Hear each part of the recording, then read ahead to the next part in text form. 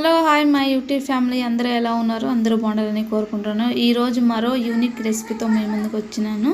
చూడండి ఫ్రెండ్స్, అదేంటి అంటే బొరుగులలోకి ఎగ్ వేసి చేస్తే ఎంత సూపర్గా ఉంటుందో తెలుసా? ఎగ్ రైస్ కింద అద్భుతంగా ఉంటుంది ఫ్రెండ్స్. ఒకసారి ట్రై చేయండి ఇలాగా నేను చేసేలాగా, ఓకేనా? మీరు మళ్ళీ మళ్ళీ చేసుకుని తింటాను ఫ్రెండ్స్. వెరైటీగా చేసి పెట్టండి. ఎవరైనా పిల్లలు ఎగ్ తినుకున్న వాళ్ళు ఉంటే ఇలా చేయండి ఫ్రెండ్స్. సూపర్గా ఉంటుంది. కారం తక్కువ వేసుకోండి, కొంచెము ఎక్సలెంట్గా ఉంటుంది. ఎగ్ రైస్ కింద సూపర్గా ఉంటుంది ఫ్రెండ్స్.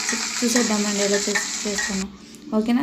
ముందుగా గ్యాస్ ఆన్ చేసేసి కడాయి పెట్టేసింది ఫ్రెండ్స్. తర్వాత కడాయి వేడైన తర్వాత ఆయిల్ వేసేయండి. ఆయిల్ వేడైన తర్వాత జీలకర్ర ఆవాలు వేసేసుకొని ముందుగా కట్ చేసి పెట్టుకున్న పచ్చిమిర్చి ఉల్లిపాయలు వేసేసి తర్వాత అల్లం వెల్లుల్లి పేస్ట్ వేయండి ఫ్రెండ్స్. వేసి బాగా పచ్చివాసన పోయేదాకా మగ్గించండి. వీడియోలో వచ్చేసింది కదా అలాగా, ఓకేనా? మొత్తం బాగా మగ్గించాలి ఫ్రెండ్స్. 75% బాగా మగ్గించాలి. పచ్చివాసన అనేది రాకూడదు.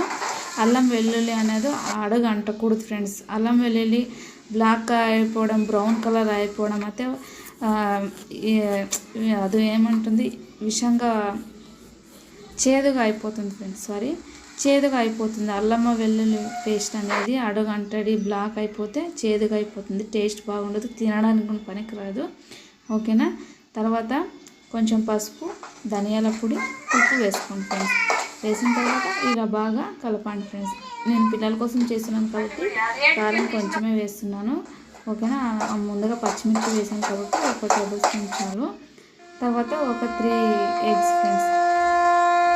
బాగా వేసిన తర్వాత మనం ఎగ్ రైస్ ఎలా చేస్తాం ఫ్రెండ్స్ అలాగే, కానీ అల్లం వెల్లుల్లి పేస్ట్ మాత్రం మొత్తం చూడండి. అది లేకుండా ఎగ్ రైస్ అనేది ఏం బాగుండదు.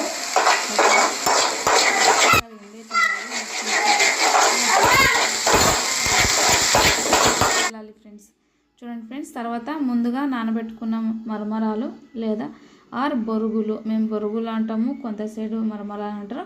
బాగా ఎగ్ రైస్ ఎలా కలుపుతామో కలిపేసి వేడివేడిగా పిల్లలకి సర్వ్ చేసేయండి ఫ్రెండ్స్. ఈ వీడియో నచ్చితే లైక్ చేయండి ఫ్రెండ్స్, సబ్స్క్రైబ్ చేసుకోండి.